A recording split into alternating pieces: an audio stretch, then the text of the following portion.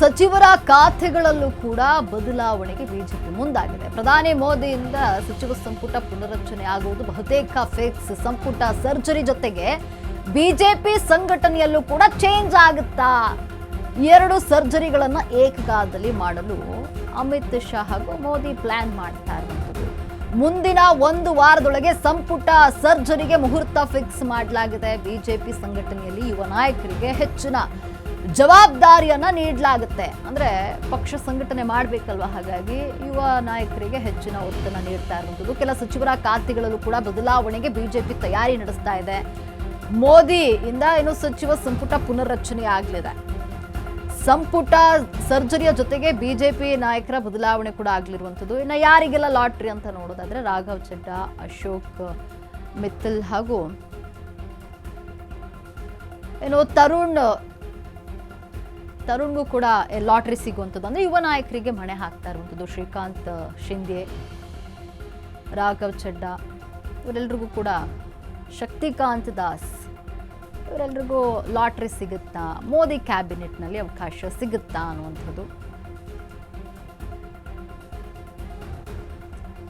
ಏನೋ ಈ ಬಾರಿ ಮೋದಿ ಸರ್ಕಾರ ಭರ್ಜರಿ ಸರ್ಜರಿ ಮಾಡ್ತಾ ಇರುವಂಥದ್ದು ಸಚಿವ ಸಂಪುಟದಲ್ಲಿ. ಅಂದರೆ ಮುಂದಿನ ಚುನಾವಣೆಯನ್ನು ಗಮನದಲ್ಲಿ ಇಟ್ಕೊಂಡು ಈಗ ಸರ್ಜರಿಗೆ ಮುಂದಾಗಿರುವಂಥದ್ದು. ಅದರಲ್ಲಿ 7 ಜನರು ಇದರಲ್ಲಿ ಔಟ್ ಆಗ್ತಾರೆ. ಹೊಸಬರಿಗೆ 5 ಜನ ಹೊಸಬರಿಗೆ ಮೋದಿ ಕ್ಯಾಬಿನೆಟ್ನಲ್ಲಿ ಅವಕಾಶ ಸಿಗ್ಲಾಗ್ತಾ ಇರುವಂಥದ್ದು. ಅಂದರೆ ಹೆಚ್ಚು ಯುವಕರಿಗೆ ಆದ್ಯತೆಯನ್ನು ನೀಡಲಾಗ್ತಾ ಇದೆ. ಇನ್ನು ಈ ಬಾರಿ ಮೋದಿ ಕ್ಯಾಬಿನೆಟ್ನಲ್ಲಿ ಕಾದಿದೆಯಾ ಮಹಾ ಅಚ್ಚರಿ ಅಂತ.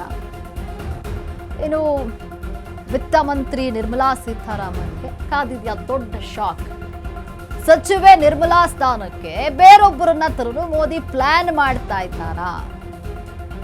2019ರಿಂದ ದೇಶದ ವಿತ್ತ ಮಂತ್ರಿ ಆಗಿರುವಂತಹ ನಿರ್ಮಲಾ ಸೀತಾರಾಮನ್ ಇನ್ನು ಹಣಕಾಸು ಜೊತೆಗೆ ಕಾರ್ಪೊರೇಟ್ ವ್ಯವಹಾರಗಳನ್ನ ಮಂತ್ರಿಯೂ ಕೂಡ ಹೌದು. ಕಾರ್ಪೊರೇಟ್ಗಳ ಒಂದು ವ್ಯವಹಾರದ ಮಂತ್ರಿಗಳು ಕೂಡ ಆಗಿದ್ರು. ಇನ್ನು ದೊಡ್ಡ ಮಟ್ಟದಲ್ಲಿ ರೂಪಾಯಿ ಅಪಮೌಲ್ಯ ತಡೆಯುವಲ್ಲಿ ಈಗ ಮುಂದಾಗ್ತಾ ಇರುವಂಥದ್ದು. ದಿನೇ ದಿನೇ ಹೆಚ್ಚುತ್ತಾ ಇರುವಂತಹ ಹಣದುಬ್ಬರ ನಿಯಂತ್ರಿಸುವಲ್ಲಿ ನಿರ್ಮಲಾ ಸೀತಾರಾಮನ್ ವಿಫಲರಾಗ್ತಾ ಇದ್ದಾರೆ. GST ನೀತಿ ಸೇರಿ ಹಣಕಾಸು ನೀತಿಗಳು ಪದೇ ಪದೇ ಚರ್ಚೆಗೆ ಗ್ರಾಸ ಆಗ್ತಾ ಇದೆ. ಇದೇ ಕಾರಣಕ್ಕೆ ಅವರಿಗೆ ಶಾಕ್ ಕಾದಿದೆಯಾ? ಇಲ್ಲಿ ಕ್ಯಾಬಿನೆಟ್ನಲ್ಲಿ ಮಹಾ ಅಚ್ಚರಿ ನಡೆಯುತ್ತಾ ಮೋದಿ ಕ್ಯಾಬಿನೆಟ್ನಲ್ಲಿ ಅಂತ ವಿತ್ತ ಸಚಿವೆ ನಿರ್ಮಲಾ ಸೀತಾರಾಮನ್ ಅವರಿಗೆ ದೊಡ್ಡ ಶಾಕ್ ಕಾದಿದೆಯಾ? ಅವರ ಒಂದು ಖಾತೆ ಬದಲಾವಣೆ ಆಗುತ್ತೆ ಅನ್ನುವಂತಹ ಒಂದಷ್ಟು ಮಾತುಗಳಿರುವಂಥದ್ದು.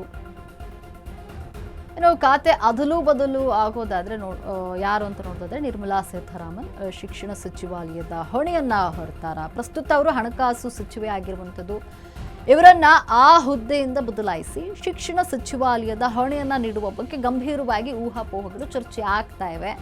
ಶಕ್ತಿಕಾಂತ್ ದಾಸ್ ಹಣಕಾಸು ಸಚಿವರಾಗ್ತಾರ, ಅವರಿಗೆ ಹಣಕಾಸು ಸಚಿವ ಸ್ಥಾನವನ್ನು ನೀಡಬೇಕು ಅನ್ನುವಂಥದ್ದು ಒಂದಷ್ಟು ಚರ್ಚೆಗಳಾಗ್ತಾ ಇದೆ. ಸಂಪುಟಕ್ಕೆ ಹೊಸದಾಗಿ ಸೇರ್ಪಡೆಯಾಗಿ ನೇರವಾಗಿ ಹಣಕಾಸು ಸಚಿವರಾಗಿ ಅಧಿಕಾರವನ್ನು ವಹಿಸಿಕೊಳ್ಳುವಂತಹ ಸಾಧ್ಯತೆಯಲ್ಲಿ ಹೆಚ್ಚಾಗಿ ಕಂಡು ಬರ್ತಾ ಇದೆ. ಇನ್ನು ಧರ್ಮೇಂದ್ರ ಪ್ರಧಾನ್ ಪ್ರಸ್ತುತ ಶಿಕ್ಷಣ ಸಚಿವರಾಗಿದ್ದಾರೆ. ಇವರು ನೀಟ್ ಮತ್ತು CBSE ಪರೀಕ್ಷಾ ವಿವಾದಗಳಿಂದ ತೀವ್ರ ಟೀಕೆಯನ್ನು ಎದುರಿಸ್ತಾ ಇದ್ದಾರೆ. ಹೀಗಾಗಿ ಇವರಿಂದ ಶಿಕ್ಷಣ ಖಾತೆಯನ್ನು ಹಿಂಪಡೆಯೋದು ಬಹುತೇಕ ಖಚಿತ ಅಂತ ಹೇಳಲಾಗ್ತಾ ಇದೆ.